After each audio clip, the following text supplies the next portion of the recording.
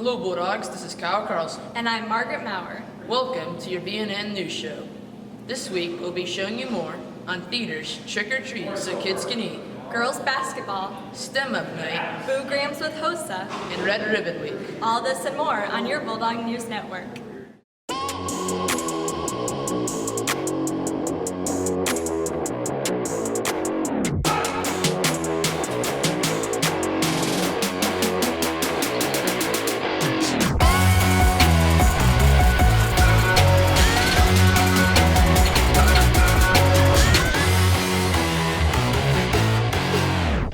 Columbus North Thespian Troop 57 went trick-or-treating to benefit Love Chapel. The troop, throughout this past week, left flyers on homes asking for donations of non-perishable food items. On Halloween, the Thespian kids collected the goods. BNN sat down with seniors Pranav Venkataraman and Molly Nelson to learn more about Trick or Treat So Kids Can Eat. Trick or Treat So Kids Can Eat is an event that the Columbus North Thespian Society puts on where we go to houses on Halloween night and we collect cans for Love Chapel. The people who are involved in making it happen are the Thespian Troupe number 57 and our director John Johnson, who has been the director here for a long time.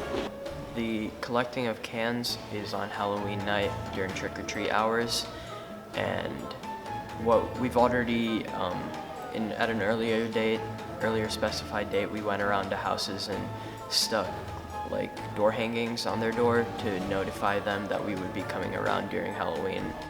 Molly Nelson also discusses about the goal they're trying to reach. Our goal is really just to provide a sense for the community to understand how theater is on so many different levels. It always involves the community. It can involve anyone, anywhere, anytime, and we can so many different productions do things for the community and collect cans for them or have different messages and certain things like that. And so this is just showing that theater is not just something for the stage, but something for the community. What I'm most looking forward to is I think it'd be cool to go out in the community on Halloween night, see all the kids trick-or-treating. I'm really looking forward to just bringing all the cans to Love Chapel at the end and just helping them, putting them in there and being like, hey, we just did that, that was really awesome. And then also just being there with everyone in the Thespian Troupe and dressing up in our costumes and going in our rides and collecting everything. Even though it's gonna be snowing, I think it's gonna be snowing on Halloween, but it's gonna be really cool. So yeah. This is Brian Rodriguez reporting for BNN. Columbus North girls basketball season is fully underway and the team has begun official practices after school. They have been practicing hard in preparation for their first official game on November 12th. Here's Bryce Silcox to tell you more about the team. BNN sat down with girls basketball player Annie Anderson to learn more about their upcoming season. The team's special this year because we have 4 seniors, so we have an older bunch, and we only have 1 player that's not returning from last year. And it's also senior season, so I think I prepared well for this season. I mean, I jumped straight from golf to basketball, but I worked on the weekends, and I think everyone else on the team has too, so we're excited. I think most I've improved is my ball handling and shooting probably, and just overall maturing over the year.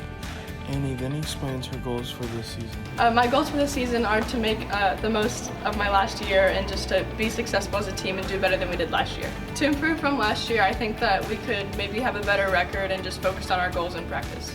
This is Bryce Silcox reporting for BNN. Last Friday, October 25th, BCSC organized the Girl Up, We Can Do It STEM Night at Columbus North. The evening featured hand-on STEM activities led by Cummins and other local community volunteers, as well as high school students. Throughout the evening, the girls experienced activities in welding, biomedical, engineering, graphic design, and more. BNN reporter Julia Eakin spoke with a couple of high school volunteers to learn more. Columbus North invited 5th and 6th grade girls for the STEM Girl Up event on Friday, October 25th. BNN spoke to senior Elaine Davis to discuss why she's interested in a STEM career and her experience pursuing a male-dominated field.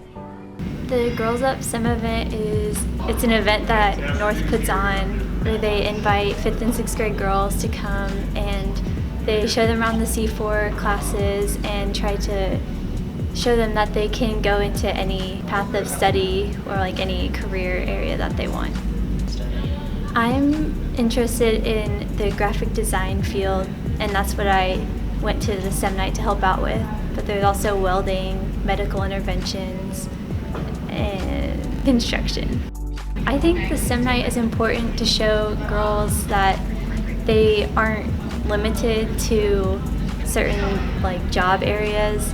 They can pursue any career that they want, and even jobs that are have in the past been mostly dominated by males. The activity we did in the graphic design area was we made an acrylic with Rosie the Riveter on it, and we used the laser engraver to cut out the picture, and then we used the vinyl cutter to cut out the letters, and we put the vinyl and the picture on a little acrylic. This is Julie Eakin reporting for BNN. This past week, Tuesday through Thursday, HOSA held a fundraiser. Students sold boo crayons in the spirit of Halloween during morning and lunch periods. The money raised from the fundraiser will be used to offset the cost of the conference they attend in the spring. BNN reporter Jimena Mendoza sat down with HOSA members to learn more. BNN sat down with senior Ayush Panda to talk about the HOSA fundraiser. For the HOSA students, they are selling the programs here, and then I think in the commons area in general, 5A, 5C, and then before school. And then the students of North and East can get involved in it by just going and paying $1 for Tootsie Roll Pops, and then they can write a message to whoever they wish, and then they can go deliver it, or they can be anonymous and have one of the HOSA students deliver the message. Money that we raise from all these programs are going to help us go to state, because last year the price was around $210 for 2 people, and then if you're in a bigger group, it's less. HOSA is Health Occupation Students of America, so it basically just we go around helping the community.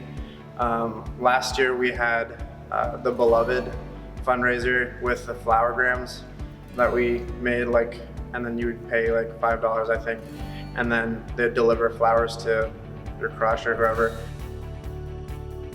We chose to do this because we really need the funds, and then it's Halloween, so I think it matches the theme of the season right now, and then getting fundraisers this early just helps us estimate the cost later on and see if we need to do more fundraising ideas. This is Jimena reporting for BNN. The annual Red Ribbon Week is taking place, and Columbus North Student Assembly created dress-up themes for each day this week. Red Ribbon Week is an alcohol, tobacco, and other drug and violence prevention awareness campaign observed annually in October throughout the country.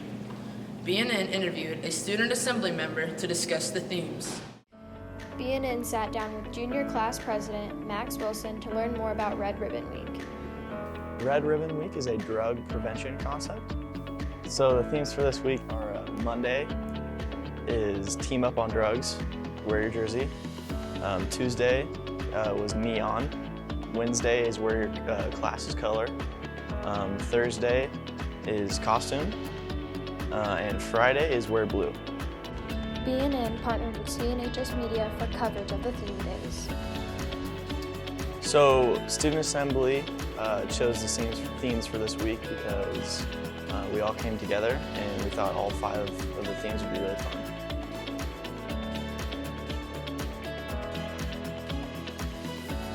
It's important to have Red Ribbon Week because it's a drug prevention awareness. It obviously gets us aware of the impact of drugs. This is Haley Andis reporting for BNN. That's it for today, Bulldogs. This is Kyle Carlson. And I'm Margaret Maurer. Have a great weekend.